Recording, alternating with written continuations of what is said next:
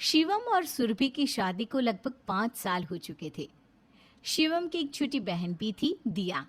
उसकी भी शादी हो चुकी थी। उधर दूसरी तरफ सुरभि का एक भाई था जो अपना बिजनेस कर रहा था। सुरभि की सास वैसे तो अपनी बहू को बहुत पसंद करती थी, लेकिन हर बात में सुरभि के मायके और अपने घर को कंपेयर किया करती थी। जब भी सुरभि के मायके की खुद बात चलती, सुरभि की सास अपने बेटी की तुलना उससे करके बातें बनाया करती। मम्मी जी, मिठाई खाइए, एक बहुत बड़ी खबर सुनानी है आपको। क्यों, क्या हुआ बहू? शिवम का प्रमोशन हो गया है क्या? नहीं मम्मी, शिवम के बारे में नहीं, मेरे भाई रोहित के बारे में अच्छी खबर आई है। जब भी आती है तेरे भाई रोहित की ही अच्छी खबर आती है। हाँ बता, क्या हुआ? मम्मी, रोहित ने एक नया बिजनेस डाला था और जानती है, उसमें उसे बहुत तरक्की मिली है। पूरे 15 लाख की गाड़ी खरीदी है उसने, इसलिए हमारे लिए मिठाई भेजी है। 15 लाख की गाड़ी खरीदी और हमारे लिए आधा किलो मिठाई का डिब्बा, बस?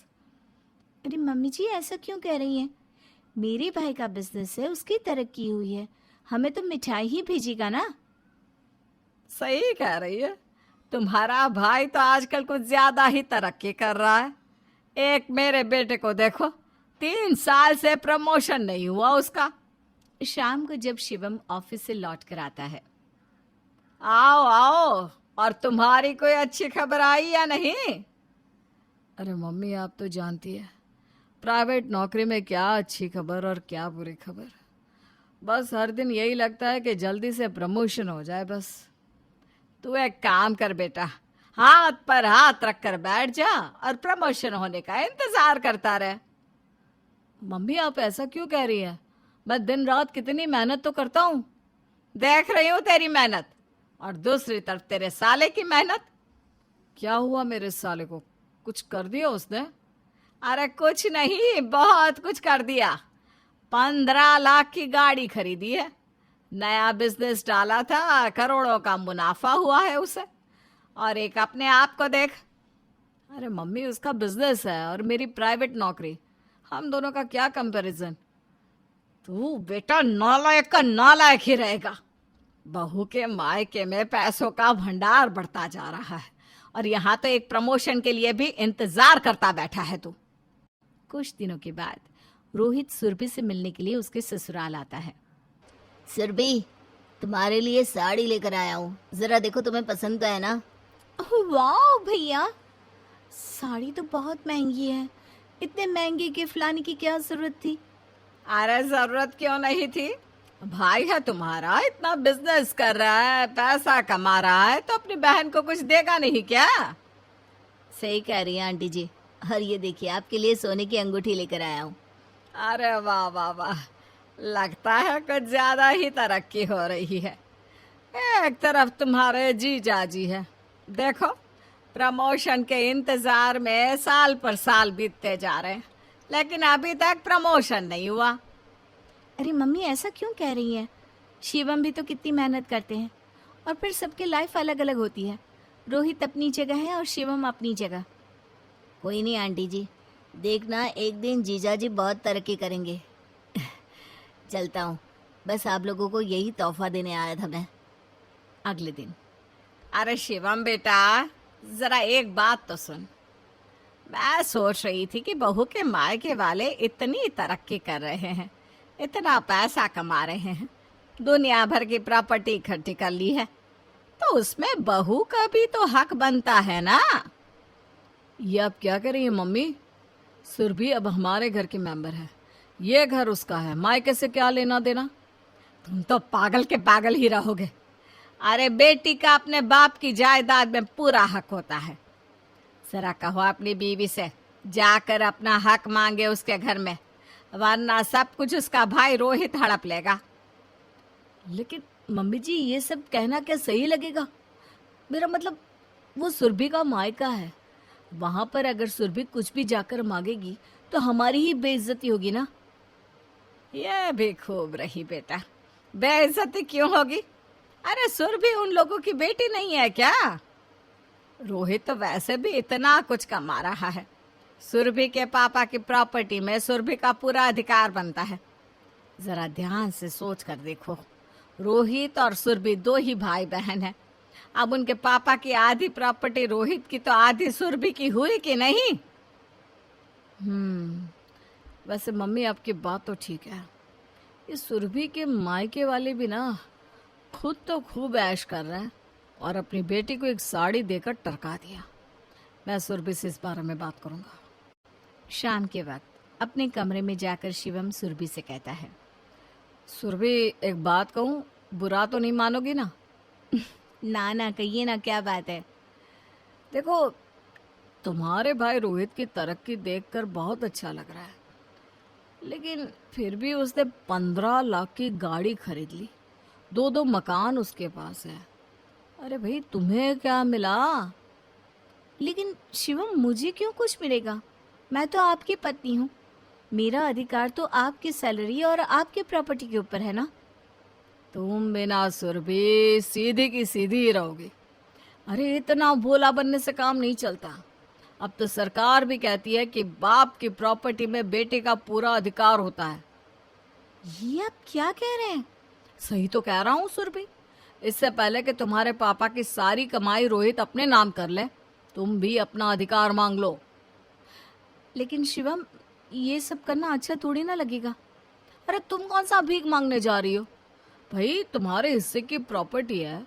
अब देखो, जैसे रोहित तुम्हारे पापा का बेटा, वैसे तुम उनकी बेटी, और वो दिन रात तरक्की करके पैसा इकट्ठा किया ही जा रहा है।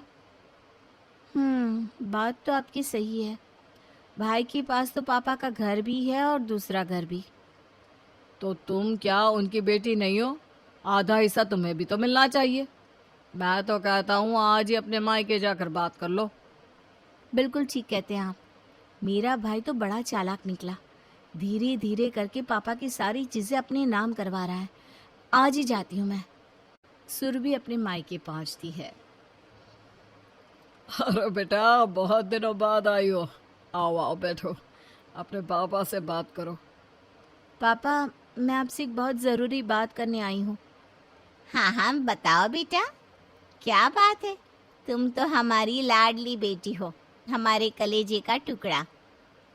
मम्मी पापा, अगर मैं आपकी इतनी ही लाडली हूँ तो आपने अपनी सारी ज़मीन जायदाद, मकान, दुकान, प्रॉपर्टी भाई को दे दी, मुझे क्या दिया? तो कैसे बात कर रही हो बेटा? हमने तो तुम्हारी शादी में कोई कमी नहीं छोड़ी। कितने धूमधाम से तुम्हारी शादी करवाई थी। उससे क्या होता है पापा?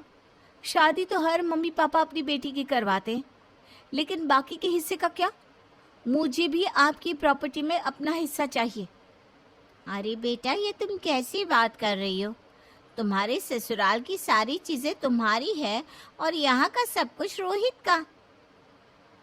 नहीं मम्मी, अगर सुरभि चाहती है तो कोई बात नहीं। वैसे भी बहन है मेरी, अगर थोड़ी कुछ चीजें उसे मिल जाएगी तो इसमें परेशानी क्या है? देखा, अब तो भाई ने भी कह दिया, मुझे अपना हिस्सा चाहिए, मैं कुछ नहीं जानती। रोहित बेटा, एक काम करो, तुम तो इस मकान में रहते ही हो। वो जो नया मकान हमने खरीदा था ना, वो सुरभि के नाम कर दो। हमारी बेटी खुश रहे, हमें और क्या चाहिए। और इस तरह से सुरभि का भाई रोहित एक मकान सुरभि के नाम कर देता है। सुरभि खुश होते हुए अपने ससुराल पहुंचती है।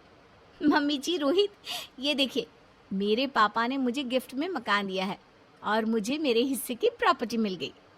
ये हुई ना बात। भाई, सबके साथ न्याय होना चाहिए। अब ऐसा थोड़े ना कि तुम बेटी हो और तुम्हें कुछ दिया ही नहीं, सब कुछ अपने बेटे के नाम कर दिया। बहुत अच्छा बहू, मैं तो बहुत खुश हूँ। सही कह रही है मम्मी, हमें कुछ थोड़ी ना चाहिए था, हम तो बस तुम्हारे लिए कह रहे थे। देखो, तुम्हें जिंदगी भर इस बात की खुशी होगी कि तुम्हारे पापा की दी हुई कोई चीज़ तुम्हारे पास है। सुरभि को अपने मायके से मकान मिलने की खबर शिवम की बहन दिया तक पहुंचती है और दिया अपने मायके यानी कि शिवम के घर आती है। अरे दिया बेटा, आज तो बहुत दिनों बाद आई है। अपनी मम्मी और भाई भाभी की याद नहीं आती क्या? याद आती है ना माँ, तभी तो आई हूँ। और जब से सुना भाभी को उनके मायके वालों ने गिफ्ट में घर दिया है, बस तब से तो मुझसे रहा ही नहीं गया। हाँ बिल्कुल, तुम्हारा ही घर है मेरी प्यारी बहन। तुम्हारी जब मर्जी तुम यहाँ आ जाओ। आप सही कह रहे हैं। दिया दीदी, मेरे पापा ने मुझे घर गिफ्ट किया है, और वो भी एकदम नया वाला। वैसे भाभी, हाथ तो बहुत लंबा मारा आपने। ज़रा मुझे भी तो बताओ, आखिर आपके पापा ने अचानक आपको घर गिफ्ट में कैसे दे दिया? अरे कैसे दे दिया क्या मतलब? उसका भाई इतनी तरक्की कर रहा था और अपने पापा की प्रॉपर्टी में उसका भी तो कोई अधिकार बनता है ना, इसलिए दे दिया। माँ, इसका मतलब तो ये हुआ कि मेरे मायके की प्रॉपर्टी में मेरा भी अधिकार बनता है और आपको भी मुझे आधी प्रॉपर्टी देनी चाहिए। अरे ये तुम क्या कह रही हो दिया? हमारे पास इतने पैसे थोड़ी ना है कि हम तुम्हें कुछ दे सके। वैसे शिवम, दिया दीदी की बात तो ठीक है। अगर मैंने अपने पापा से जाकर आधा हिस्सा मांगा तो दिया को भी हमें इस घर की आधी प्रॉपर्टी देनी पड़ेगी ना। अरे बहू, पागल हो गई हो क्या? क्यों अपना ही नुकसान करवाने पर तुली हो? अरे मम्मी, इसमें नुकसान करवाने वाली क्या बात है? मैं तो वही चाहती हूँ जो आप अपनी बहू से चाहती थी। भाभी अगर अपने मायके से प्रॉपर्टी की डिमांड कर सकती है तो मुझे भी करनी है। मुझे भी अपना हिस्सा चाहिए। मम्मी, लगता है हम बुरे फंस गए। सही कहते हो बेटा, तुम्हारी बहन ने तो उल्टे हमें ही अपने चक्कर में फंसा लिया। अब हम क्या करेंगे मम्मी? दिया तो प्रॉपर्टी का आधा हिस्सा लिए बिना यहाँ से जाने वाली नहीं। अरे लेकिन अगर उसको दे देंगे तो हमारे पास बचेगा क्या? मम्मी, ये तो आपको पहले सोचना चाहिए था ना। तब तो आप मेरे पीछे पड़ गई थी। सुरभि से जाकर बात कर, सुरभि से जाकर बात कर, अब भुगतो। मेरा लालच मुझ पर ही भारी पड़ गया। मैंने तुम्हें भड़काया, तुमने बहू को भड़काया, और बहू ने जाकर अपने मायके में भूचाल मचाया, और उसके बदले में आपकी बेटी ने यहाँ अपने मायके में आकर आतंक मचाया। अब हमें उसे आधी प्रॉपर्टी देनी ही पड़ेगी मम्मी। सुदेश और देवकी की 3 बेटियां हुई, और वो भी एक साथ। सुदेश और देवकी ने उनका नाम रखा सूरजमुखी, चंद्रमुखी और सांझमुखी। तीनों बेटियों की शक्ल एक दूसरे से हूबहू मिलती थी। तीनों का शरीर, बोलने का तरीका और हरकतें भी बिल्कुल एक जैसी थी। लेकिन बस तीनों में एक ही अंतर था, और वो ये था, सूरजमुखी पूरा दिन जागती और रात भर सोती थी। चंद्रमुखी पूरी रात जागती और दिन भर सोती थी। सांझमुखी आधी रात जागती थी और आधा दिन सोती थी। बेटियों की उम्र शादी की हो गई, लेकिन उनकी इस तरह सोने और जागने की आदत बिल्कुल भी नहीं बदली। अरे देवकी, हमें बेटियों की शादी करनी है, उनके लिए अच्छे रिश्ते ढूंढने हैं। हमारी बिटियां दिखने में सुंदर है, सब कुछ बहुत अच्छा है, लेकिन इनके सोने और जागने की आदत नॉर्मल लोगों से थोड़ी अलग है। वही सोच सोच कर मैं भी परेशान हूँ। क्या हमारी बेटियों को कभी अच्छे रिश्ते मिल पाएंगे? भगवान ने इस दुनिया में सबका कोई ना कोई जोड़ीदार बनाया है। देखना, हमारी बेटियों को भी अच्छे रिश्ते जरूर मिलेंगे। एक दिन सुदेश जब काम से वापस लौट रहा था तो उसके एक दोस्त ने उसे एक मजेदार खबर सुनाई। अरे तुझे पता है, हमारे शहर के जो सबसे फेमस सेठ 3 जुड़वा है ना, वो तीनों अपने अपने बेटों के लिए रिश्ता ढूंढ रहे हैं। क्या बात कर रहे हो? सेठ जुड़वा है? तीनों के बच्चे थोड़ी ना जुड़वा होंगे। फिर एक साथ रिश्ते क्यों ढूंढ रहे हैं तीनों? अरे बात ऐसी है कि तीनों के बच्चे भले ही अलग अलग माँ से पैदा हुए हैं, लेकिन हुए एक ही वक्त पर। तीनों की पत्नियों ने सेम टाइम पर बच्चों को जन्म दिया था, और पंडित ने बोला कि उन तीनों की शादी ऐसी लड़कियों से होनी चाहिए जो एक ही वक्त पर पैदा हुई हो। मेरी तीनों बेटियां एक ही वक्त पर पैदा हुई है। लगता है मेरे भाग खुलने वाले हैं। लेकिन सुदेश, शहर के सबसे नामी सेठ हैं वो, बहुत पैसे वाले। क्या वो तुम्हारी बेटियों से अपने बेटे की शादी करवाने के लिए तैयार होंगे? बात तो तुम्हारी सही है भाई, लेकिन एक बार पूछताछ करने में, पता लगाने में क्या बुराई है? अगले दिन सुदेश उन तीनों जुड़वा सेठ के घर पहुंचता है। तीनों दिखने में बिल्कुल एक जैसे लगते थे, लेकिन तीनों के बच्चे बिल्कुल अलग अलग दिखते थे, क्योंकि अलग अलग माँ बाप की औलाद थे। बताओ भाई, कौन हो तुम? कैसे आना हुआ?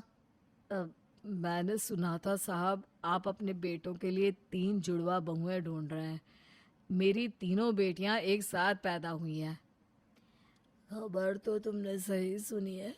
हम तीनों भाई अपने अपने बेटों के लिए एक साथ पैदा हुई 3 लड़कियां ढूंढ रहे हैं, क्योंकि हमारे पंडित जी ने ऐसा कहा है।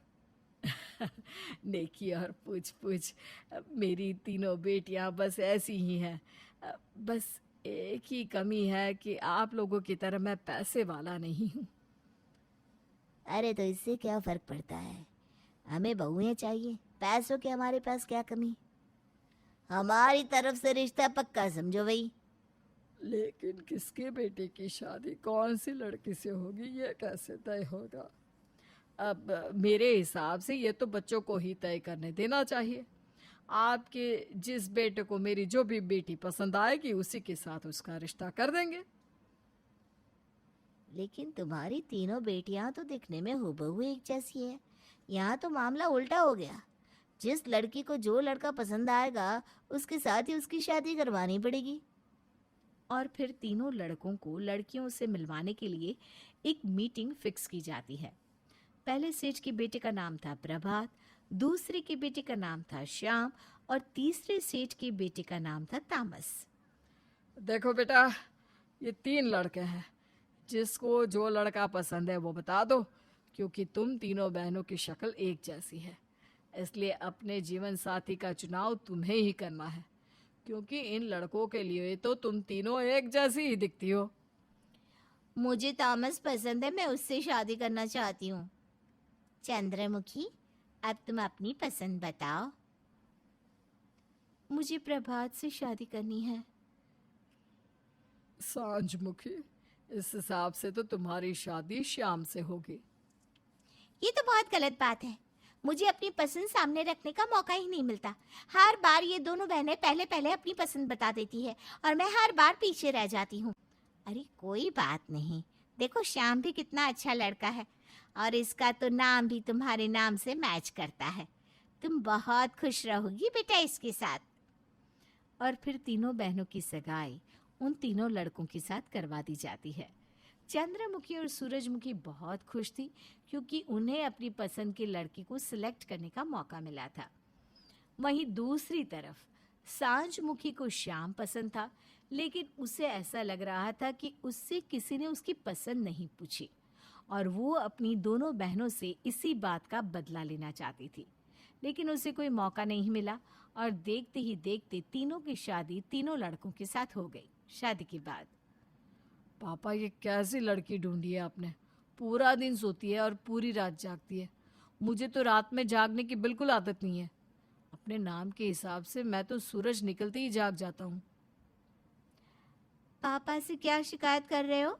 मेरा तो नाम ही चंद्रमुखी है, यानी कि चांद को देखकर जगने वाली और सूरज को देखकर सोने वाली।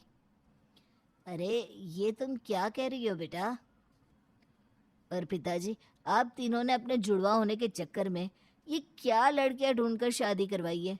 मेरी बीवी पूरी रात सोती है और पूरा दिन एक पल के लिए भी आराम नहीं लेती, लेकिन मुझे तो रात भर जागने की आदत है। दिन में तो मुझे बहुत नींद आती है। अरे शिकायत करने का क्या फायदा? सूरजमुखी हूँ, सूरज को देखकर जागती रहती हूँ और सूरज के ढलते ही सो जाती हूँ। अरे हमको क्या पता था कि इतनी बड़ी गड़बड़ है। सुदेश ने तो हमको बताया ही नहीं। श्याम बेटा, क्या तुम्हें भी कोई शिकायत है? तुम भी अपने मन की बात कह दो। नहीं नहीं, मुझे तो बिल्कुल अपने मन के मुताबिक बीवी मिली है। जब मैं सोता हूँ सोती है, जब मैं जागता हूँ जागती है। वो क्या है ना, मेरा नाम ही सांझमुखी है, यानी कि मैं आधा दिन सोती हूँ और आधी रात जागती हूँ। श्याम के साथ भी कुछ ऐसा ही है। हम दोनों तो एक दूसरे के साथ बहुत खुश हैं। हमने अपनी पसंद से लड़के ढूंढे, फिर भी ये ज्यादा खुश है।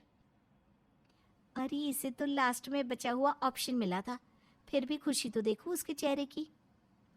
लेकिन अब हम क्या करें? हमारे बेटे तो शादी होने के बाद भी खुश नहीं। कुछ तो करना ही पड़ेगा। पंडित जी को बुलाकर कोई उपाय ढूंढते हैं। वैसे भी हम सारी बात पंडित जी की ही तो मानते हैं, वो कुछ ना कुछ जरूर बताएंगे। और फिर पंडित जी को घर पर बुलाया जाता है। और यह तो बहुत बड़ी गड़बड़ हो गई।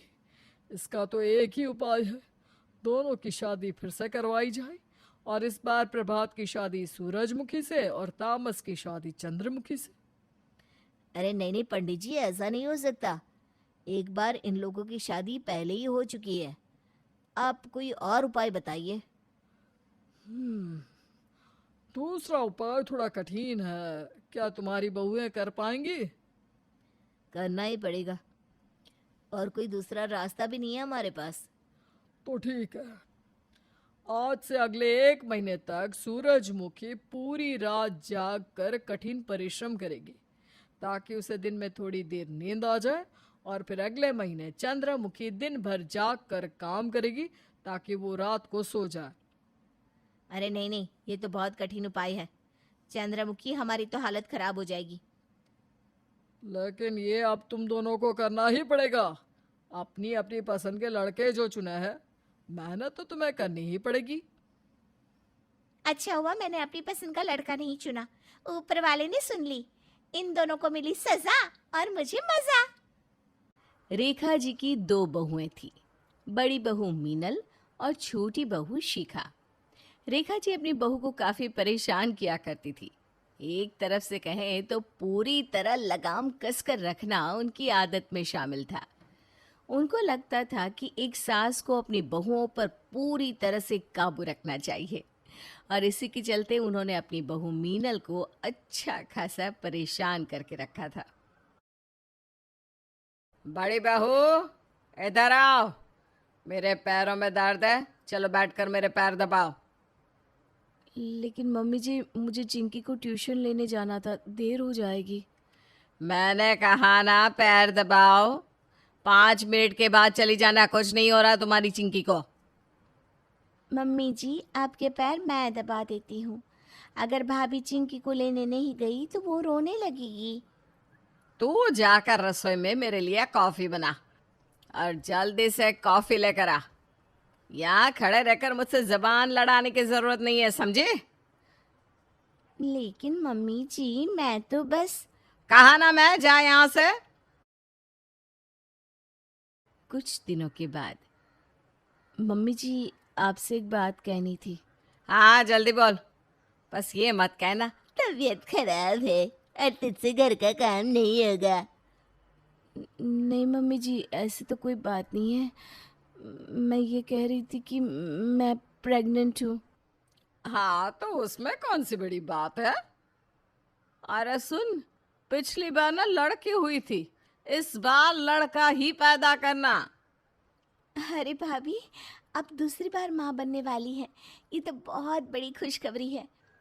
और जानती है, मैं भी यही खबर आप लोगों को सुनाने वाली थी। बताओ बताओ, तुम क्यों पीछे रह रही हो, तुम भी बताओ। मम्मी जी, मेरी भी यही गुड न्यूज़ है। मैं भी प्रेग्नेंट हूँ। अरे तुम दोनों एक साथ प्रेग्नेंट हो गई? अरे कान खोलकर सुन लो, दोनों को बराबर से घर का काम करना है। किसी ने भी अगर खराब तबीयत का बहाना बनाया तो मुझसे बुरा कोई नहीं होगा। लेकिन मम्मी जी, प्रेगनेंसी में तो तबीयत थोड़ी बहुत ऊपर नीचे होती रहती है। मैं कुछ नहीं जानती, तुम दोनों को घर का काम करना है तो करना है, बात खत्म। कुछ दिनों के बाद, शिखा, आज मेरे पेट में पता नहीं क्यों दर्द हो रहा है। लेकिन भाभी, ऐसी हालत में पेट दर्द होना ठीक नहीं। आपको डॉक्टर के पास जाना चाहिए। मैं मम्मी जी को कब से कह रही हूँ कि मुझे डॉक्टर को दिखाना है। अरे कहीं जाने की जरूरत नहीं है, प्रेगनेंसी में थोड़ा बहुत ऊपर नीचे चलता ही रहता है। जरा सा कुछ हुआ नहीं कि चल दिया डॉक्टर के पास। मम्मी जी, भाभी को जाने दीजिए ना डॉक्टर के पास। कल को उनकी तबीयत ज़्यादा खराब हो गई तो? तुम उसकी चिंता मत करो, मैं हूं ना, सब पता है मुझे। रहने दो शिखा, मैं जाकर आराम कर लेती हूँ। कोई जरूरत नहीं है आराम करने की, चलो छत से कपड़े उठा कर लाओ। लेकिन मम्मी जी, भाभी के पेट में दर्द हो रहा है, ऐसी हालत में वो छत से कपड़े कैसे लेकर आएंगी? थोड़ा चलेगी फिरेगी तो अपने आप तबीयत ठीक हो जाएगी। पर मीनल की तबीयत और खराब हो जाती है। पर हमारी रेखा जी को तो इस बात से कोई फर्क नहीं पड़ता। ये देखकर शिखा को बहुत बुरा लगता है। वो मन ही मन सोच लेती है कि अपनी सास को सबक सिखाकर जरूर रहेगी। और इसी तरह कुछ दिन बीत जाते हैं। मीनल और शिखा दोनों के ही बच्चे हो जाते हैं। मीनल को फिर से बेटी होती है और शिखा को बेटा। इसकी वजह से रेखा शिखा से तो फिर भी ठीक तरीके से बात करती है, लेकिन मीनल को बात बात पर ताने देती रहती है। दूसरी बार भी लड़की पैदा करके रख दी, किसी काम की नहीं है ये बड़ी बहू। मम्मी जी, आपको ऐसा नहीं कहना चाहिए। आपको पोता चाहिए था, मैंने दे दिया ना आपको पोता। देखो बहू, ऐसा है कि तुमने लड़का पैदा किया है, इसलिए मैं तुमसे ज्यादा कुछ कहती नहीं, लेकिन इसका मतलब ये नहीं कि तुम जब देखो तब मुझे जवाब दो। जवाब तो मम्मी जी अब वक्त देगा। जब इंसान ऐसे नहीं समझता तो वक्त उन्हें समझाता है। कुछ साल और बीत गए और एक दिन अचानक से रेखा की तबीयत बहुत खराब हो गई। अरे बड़ी बहू, मुझे जल्दी से अस्पताल ले चलो, लग रहा है जैसे मुझे हार्ट अटैक आने वाला है। नहीं नहीं मम्मी जी, ऐसा नहीं कहते। मैं अभी आपको हॉस्पिटल लेकर चलती हूँ। रहने दो भाभी, ऐसे कोई हार्ट अटैक थोड़ी ना आता है। और मम्मी जी, आप भी ना छोटी छोटी बातों के लिए डॉक्टर के पास नहीं जाते। घर में रहकर सब ठीक हो जाएगा। अरे कैसी बहू हो तुम, मुझे कुछ हो गया तो? मैंने कहा ना मम्मी जी, कुछ नहीं होगा। अच्छा मम्मी जी, मैं ये कह रही थी कि मैं और मीनल भाभी ज़रा बाज़ार तक जा रहे हैं। दोनों बच्चे आप संभाल लेना, हम थोड़ी ही देर में आ जाएंगे। शिखा, ये तुम क्या कह रही हो? भाभी, आप ज़रा बस थोड़ी देर रुक जाइए, मैं जो कर रही हूँ मुझे करने दीजिए। शिखा दोनों छोटे छोटे बच्चों को रेखा के पास बिठा देती है और फिर बाजार जाने का बहाना करके मीनल के साथ वहीं घर में छिप जाती है। अरे मुझे इतना दर्द हो रहा है, ऐसा लग रहा है जैसे मैं मर जाऊंगी, और ये दोनों बच्चे लगातार रो रहे हैं। अब मैं क्या करूं, कोई मुझे हॉस्पिटल ले जाने वाला भी नहीं है। बच्चों के रोने की आवाज़ और तबीयत खराब होने की वजह से रेखा को चक्कर आते हैं और वो चक्कर खाकर बेहोश हो जाती है। मीनल और शिखा पर्दे के पीछे से निकलकर बाहर आती है। मम्मी जी उठ जाइए, ये लीजिए पानी पी लीजिए। क्या हुआ है आपको? देखिए मैंने डॉक्टर को भी बुला लिया है। घबराने की बात नहीं है, मैंने चेकअप कर लिया है, आपकी तबीयत बिल्कुल ठीक है। लेकिन डॉक्टर साहब, मुझे हुआ क्या था, ज़्यादा गुस्सा करने और खुश ना रहने की वजह से ब्लड प्रेशर थोड़ा सा बढ़ गया था। डॉक्टर साहब, हमसे तो मम्मी जी समझती नहीं, आप ही समझा दीजिए। दूसरों को परेशान करने से खुद का ही नुकसान होता है। डॉक्टर साहब, ये मेरी दोनों बहुएं हैं, मैंने इनके सामने हाथ पैर जोड़े, इनसे कहा कि मुझे हॉस्पिटल लेकर चली जाए, लेकिन किसी ने मेरी एक ना सुनी। मम्मी जी, याद करिए, जब मीनल भाभी प्रेग्नेंट थी, उनके पेट में बहुत ज़ोर से दर्द हो रहा था। आपने भी उनकी एक नहीं सुनी थी। अगर उस दिन उनके बच्चे को कुछ हो जाता तो? ये तुम क्या कह रही हो शिखा? जाने दो ना, इस बात का मम्मी जी की तबीयत से क्या लेना देना। लेना देना तो है ना भाभी। अगर सास की तबीयत खराब हो तो सब कुछ ठीक, लेकिन अगर बहू की तबीयत खराब हो तो उससे घर का सारा काम करवाओ। ये कहाँ का न्याय है? मैं समझ गई हूँ बहू, मैंने बहुत बड़ी गलती की, लेकिन आज के बाद ऐसा कभी नहीं करूँगी। तुम दोनों मुझे माफ़ कर दो। मम्मी जी, आपसे बदला लेने का मेरा कोई इरादा नहीं था, लेकिन कभी कभी सास की अकल ठिकाने लगाने के लिए बहुओं को बदला लेना पड़ता है। 70 वर्षीय मंदिरा जी पुणे में अपने पति और बेटे बहू के साथ रहती थी। मंदिरा जी को खाना बनाने और खिलाने का बहुत ज्यादा शौक था। उन्हें खुद भी खाना खाने के बाद मीठा खाने की आदत थी, इसलिए जब भी खाना बनाती खाने में कुछ न कुछ मीठा जरूर बनाती। बेटे बहू दोनों नौकरी करते थे, इसलिए किचन की जिम्मेदारी मंदिरा जी के ऊपर ही थी। बहू को भी उनके हाथ के बने हुए पकवान बहुत पसंद आते हैं, मगर अचानक उनके पति हृदयघात से चल बसे। पति की मौत के बाद मंदिरा जी खुद भीतर से टूट गई। अब उनसे ज्यादा काम नहीं होता था। बहू जो पहले किचन में झांकती भी नहीं थी, अब उसे किचन में सब कुछ करना पड़ रहा था। मंदिरा जी की बीमारी के कारण उनकी और घर परिवार की देखभाल के लिए बहू को नौकरी भी छोड़नी पड़ी। क्या जतिन, पहले कितना अच्छा था, कुछ भी काम नहीं करना पड़ता था, मगर अब सुबह उठने से रात के सोने तक काम खत्म ही नहीं होता। इतना काम तो मैंने कभी ऑफिस में भी नहीं किया। हाँ, घर का पूरा काम मेरी माँ संभाल लेती थी तो तुम्हें पता ही नहीं चला। मगर अब माँ की बीमारी के कारण तुम्हें उनकी और घर की दोनों की देखभाल करनी पड़ रही है। मुझे तो लगता है जब तक पापा जी थे, माँ जी पापा जी को दिखाने के लिए काम करती थी। उनके जाने के बाद उन्होंने जानबूझकर बीमारी का नाटक किया है ताकि मुझे काम करना पड़े। होश में तो हो, क्या कह रही हो? वो मेरी माँ है, मैं उनके बारे में ऐसी कोई बात नहीं सुन सकता। नहीं सुन सकते तो काम कर लिया करो ना। तुम्हारी माँ की सेवा मुझसे नहीं हो पाएगी। नेहा गुस्सा होकर अपने कमरे में चली गई। मंदिरा जी ये सारी बातें सुनकर रोने लगी। तभी जतिन उनके कमरे में पहुंचा। क्या हुआ माँ, रो क्यों रही हो?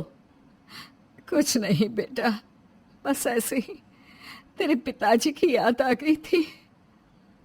जतिन कुछ देर अपनी माँ के पास बैठकर अपने कमरे में आ गया। अगले दिन जब नेहा किचन में खाना बना रही थी, जतिन और मंदिरा टेबल पर बैठकर खाना खा रहे थे। नेहा ने जतिन के लिए तो थाली अच्छे से सजाई, मगर मंदिरा जी के लिए पतली सी दाल और फुल्का दे दिया। ये क्या है नेहा? माँ की थाली में ना तो मीठा है ना ही सब्जी, सलाद रायता कुछ भी नहीं, और दाल भी कितनी पतली है। माँ जी की उम्र हो गई है, इस तरह का खाना उन्हें आसानी से नहीं पचेगा। वैसे भी उनसे काम कुछ नहीं हो पाता, एक जगह बैठी रहती है।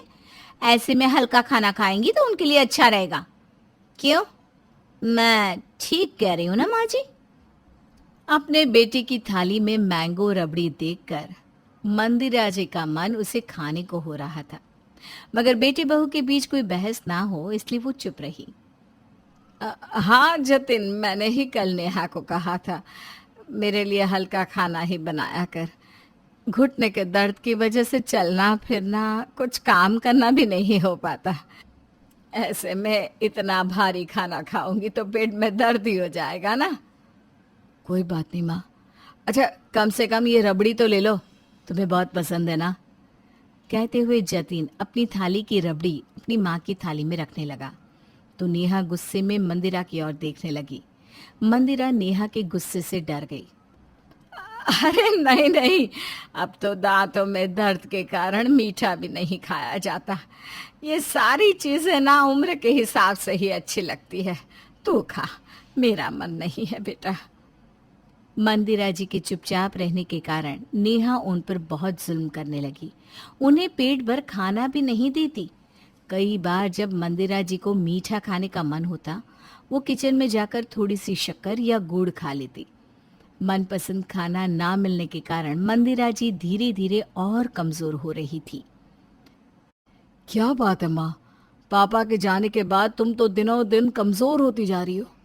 कोई परेशानी है तो मुझे बताओ माँ। अरे नहीं बेटा, मुझे क्या परेशानी होगी, तू और नेहा मेरा कितना ख्याल रखते हैं। फिर यदि कोई परेशानी नहीं है तो एक बार डॉक्टर को दिखा लेते हैं। किसी बीमारी के कारण तो कमजोरी नहीं आ रही। अरे मैं भली चंगी हूँ, ये सब उम्र के साथ लगा रहता है बेटा, तू बेकार में ही फिक्र कर रहा है। जतिन का मन माँ से बात करके भी नहीं माना। उसने अपनी बहन को कुछ दिनों के लिए रहने बुला लिया। बेटी अपनी माँ की दशा देखकर हैरान हो गई। कुछ दिनों पहले तक जो माँ भली चंगी थी, पिताजी के जाने के बाद एकदम सुस्त हो गई। माँ की आंखों का सूनापन बेटी से छुपा ना रहा। 1-2 दिन में ही उसकी भाभी की सच्चाई उसके सामने आ गई। माँ, मैं देख रही हूँ भाभी भैया से झूठ बोलकर तुम्हें बहुत परेशान करने लगी है। तुम कहो तो मैं भैया से बात करके देखती हूँ। अरे नहीं नहीं बेटा, कुछ दिनों के लिए आई है, शांति से रह। नेहा मन की बुरी नहीं है, बस कुछ काम करना नहीं चाहती, और अब मेरे से काम होता नहीं तो वो अकेली परेशान हो जाती है। परेशान हो जाती है मतलब? खाना तो खुद के लिए और भैया के लिए भी बनाती है ना, फिर आपको पूरी थाली लगाकर क्यों नहीं देती? ना समय पर दूध और दवाई का ध्यान रखती हैं। 1-2 दिन तो बेटी ने खुद से अपनी माँ की थाली लगाकर उसे पेट भर खाना खिलाया, मगर 1-2 दिन बाद ही नेहा ने उसका हाथ पकड़कर उसे ये करने के लिए मना कर दिया। क्या? देखो दीदी, इतनी महंगाई में ये घी चुपड़ी रोटी, इतने तेल मसाले की सब्जी हम माँ को नहीं दे पाएंगे। हमारे बजट के लिए और उनकी सेहत के लिए यही अच्छा है कि वो सादा खाना खाए। रही बात मीठे की, तो यहाँ हमें खड़े होकर दोनों टाइम रोटी बनाने में आफत आ जाती है। रोज मीठा कौन बनाएगा? माँ को यदि मीठा खाने का ज्यादा ही शौक है तो गुड़ खा लिया करें। भाभी की बात सुनकर बेटी के मन को बहुत बुरा लगा। माँ के मना करने के कारण वो भाई से कुछ भी नहीं कह सकती थी। माँ, मुझसे आपकी इस तरह की हालत नहीं देखी जाती। आप भाभी को कुछ नहीं कह सकती तो आप मेरे साथ मेरे घर चलिए, मैं आपका अच्छी तरह से ध्यान रखूंगी। बेटा, मेरी हालत देखकर परेशान मत हो। हमारे समाज में माँ बेटी के घर नहीं रह सकती। तू तो बस अपनी सास की अच्छे से सेवा कर, मुझे लगेगा कि मेरी परवरिश सही है। बेटी अपनी माँ की हालत देखकर परेशान हो रही थी, मगर फिर भी वो अपना मायका छोड़कर ससुराल आ गई। नेहा अभी भी कई बार मंदिरा जी को पेट भर खाना नहीं देती, उनकी दवाएं, दूध, फल आदि का भी ध्यान नहीं रखती। कुछ दिनों के बाद मंदिरा जी भी स्वर्ग सिधार गई। बहन अपने भाई का दुख हल्का करने के लिए मायके आकर रहने लगी। नेहा अब सब रिश्तेदारों को दिखाने के लिए रोजाना माँ की पसंद का भोजन बनाती। उनकी पसंद की मिठाई, खीर, पूरी, हलवा सब कुछ उसने 12 दिनों के अंदर बनाया। दीदी बता दीजिए, कोई कमी तो नहीं है ना? हम नहीं चाहते कि माँ की आत्मा बिना संतुष्ट हुए यहाँ से जाए। हमने सुना है मरने वाली की पसंद का खाना बनाकर भोग लगाया जाए तो उसकी आत्मा को संतुष्टि मिलती है और वो परिवार को आशीर्वाद देती है। सभी रिश्तेदार नेहा की बहुत बड़ाई कर रहे थे कि भगवान सबको ऐसी बहू दे। भाभी जी ने पिछले जन्म में कोई बहुत अच्छे कर्म किए होंगे, तभी नेहा जैसी बहू उन्हें मिली। आजकल के बच्चे तो जिंदा माँ बाप को नहीं पूछते, और ये अपनी सास के मरने के बाद भी उनकी पसंद नापसंद का ध्यान रख रही है। मगर नेहा कुछ नहीं बोली, खामोश रही। 13वीं के दिन भी ब्राह्मण भोजन के समय नेहा सभी ब्राह्मण को बहुत मनुहार से खाना खिला रही थी। अरे पंडित जी, आपने तो कुछ मीठा लिया ही नहीं। हमारी सास को मीठा बहुत पसंद था। प्लीज गुलाब जामुन और थोड़ी खीर लीजिए ना। आप यहाँ खाएंगे तो स्वर्ग में हमारी सास को ये सब कुछ मिलेगा। जतिन, आप भी पंडित जी को रायता और कचौरी परोसो ना। आज माँ जी ब्राह्मण के रूप में हमारे घर भोजन करने आई हैं, इन्हें पूरी तरह से संतुष्ट करो। जतिन, जो बेचारा अपनी बीवी की हरकतों से अनजान था, उसके कहने पर पंडित जी को खाना परस रहा था। पंडित जी दोनों पति पत्नी को आशीर्वाद देने लगे। दीदी, आप भी आकर आशीर्वाद ले लीजिए। बेटी ने आकर पंडित जी को प्रणाम किया और अपनी भाभी से कहा, माँ तो आपको जीते जी भी आशीर्वाद दे ही देती, उसके लिए उनके मरने का दिन ही क्यों चुना? और वैसे भाभी, आप ये जो माँ की पसंद का खाना सबको खिला रही हो ना, इससे सिर्फ इनका पेट भर रहा है, मेरी माँ के दिल का दर्द नहीं। जो उनके जीते जी आपने उन्हें भूखा तड़पाकर तिल तिल के लिए रोते हुए छोड़ कर दिया था। ये कहकर बेटी वहां से चली जाती है। इसके बाद सब लोग जो अभी तक बहू की तारीफें कर रहे थे उसे भला बुरा बोलने लगते हैं और वहां से चले जाते हैं। और जतिन अपनी बीवी का सच जानकर हैरान वहीं खड़ा रह जाता है।